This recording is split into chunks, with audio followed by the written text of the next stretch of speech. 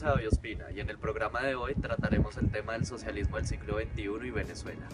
Hablamos de socialismo como el sistema de organización económico-social basados en que los medios de producción sean parte del patrimonio colectivo y sea el mismo pueblo el que los administre. Toca decir todo esto para poder entender la posición ideológica en la que se encuentra nuestro país vecino, que está atravesando una de las crisis o la crisis más cruenta de toda su historia.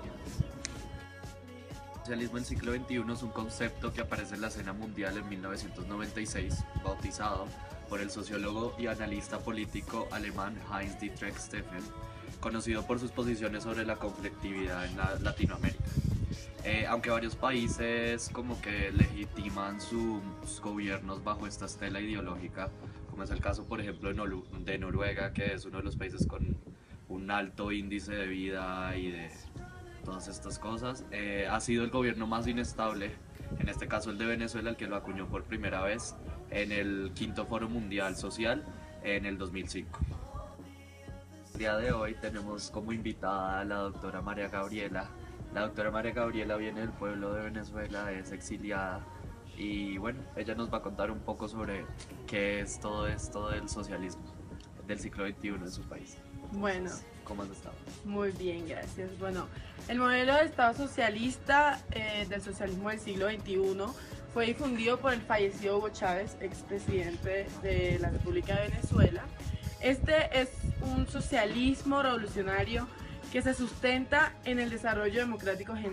regional, la creación de comunidades socialistas, autogestión obrera, la expropiación de las empresas, la economía de equivalencias y una democracia participativa que ha sido llevada a los extremos, hay que aceptar, por irse inspirando a medida que se han ido quedando sin el sustento suficiente, que es lo que está pasando ahora en Venezuela. El sistema socialista ahora ya no está funcionando, ya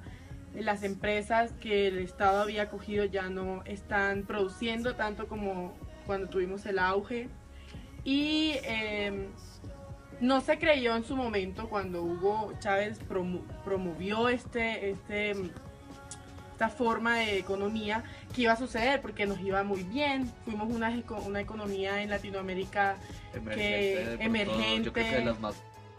Bueno, el socialismo venezolano tiene como punto de partida la victoria de las elecciones de 1999, donde quedó Hugo Chávez como presidente. Desde su ascenso a la presidencia o al poder político, Chávez empezó a tejer alianzas mediante una participación política exterior, tanto participación política interna, que las personas se motivaran más como a votar, a estar presentes, y también externas, empezó a tener como más alianzas, y ahí podemos hablar con Cuba. Cuba es uno de los aliados estratégicos, sobre todo porque comparten la misma ideología, y a través de estas alianzas fue que empezó a llevar su proyecto social, y también por las dinámicas de participación en las cumbres, que le servían a él como una forma de hacer propaganda a su movimiento. Y estas cumbres las más importantes eran en Latinoamérica, porque pues sabemos que Latinoamérica siempre ha tenido una conexión muy directa con los Estados Unidos, y el modelo revolucionario bolivariano es diferente a lo que ellos promocionan, el discurso americano, y por eso es que ellos querían, Chávez sobre todo quería esparcir a través de Latinoamérica el socialismo. Querían que eso creciera, que la gente, que el Estado fuera un poco más participativo en la comunidad, en la sociedad, en la civilización. Y bueno, hasta el momento todo suena como muy positivo, ¿no? Sobre lo que estábamos hablando de la historia de este movimiento, y lo fue durante un tiempo, un movimiento que logró sacar, yo creo, a Venezuela de muchas de las dificultades económicas y sociales en las que estaba inmersa.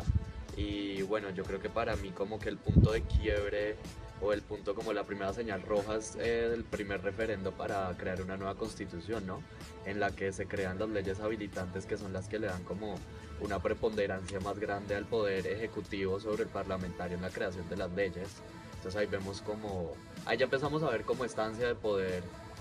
un poco más desmedida del gobierno, ¿no? Sobre todo de Hugo Chávez, que es un personaje, yo creo que el líder más complejo que hemos tenido en los últimos tiempos, uno de los líderes más complejos que hemos tenido en los últimos tiempos a nivel mundial, se podría decir. Entonces, amado y odiado por muchos. Entonces, ¿qué fue lo que pasó con esto? ¿Cómo empezaron ustedes a ver estas señales rojas? ¿O cómo empezaron ustedes a darse cuenta de que este movimiento se estaba saliendo de las manos al gobierno? Bueno, sí, es verdad que en el momento en que se dio este poder, se le dio más poder al Ejecutivo, ahí ya empezaron a verse las señales rojas, porque entonces él podría crear leyes que de alguna forma limitaran los derechos de los ciudadanos o limitaran que alguien pudiese juzgar los actos que el Ejecutivo realizara. Y de manera tú puedes ver que todo lo que está haciendo el gobierno era bueno, que estaba brindando ese Estado social de derecho que quería lograr por seguir, digamos, Europa o algo así, pero realmente no. Y ves el otro lado donde eran las restricciones, y las restricciones se le empezaban a dar sobre todo a los medios de comunicación, que si tú, por ejemplo, eras de un noticiero independiente, un periódico independiente que no tuviera una conexión directa con el gobierno y querías hablar sobre las cosas que el gobierno no quería que tú supieras, entonces tu periódico, tu noticiero desaparecía misteriosamente, por decirlo así, porque era como que el gobierno no quería que la gente supiera que ellos estaban restringiendo estos conocimientos, que no querían que la sociedad supiera de que realmente la economía sí estaba cayendo, de que no estábamos en el mejor auge, que habíamos bajado completamente, que el gobierno se estaba debilitando y que el Ejecutivo estaba cogiendo todas estas fuerzas o estaba intentando lo más posible por levantar una Venezuela de que estaba cayendo, de que ya la revolución estaba funcionando, de que ya era llegado a un punto donde teníamos que tener en cuenta que todo lo que sucedió antes, que el petróleo se estaba ya devaluando, que nuestra moneda se estaba devaluando y que esta negativa de Chávez, esta negativa de querer cooperación con estados que fueran capitalistas o cooperación o entender el discurso americano era lo que estaba poniendo en riesgo la sociedad, y eso es lo que pasó. Por la negativa de caer, por ejemplo, la influencia del occidente, estamos donde estamos.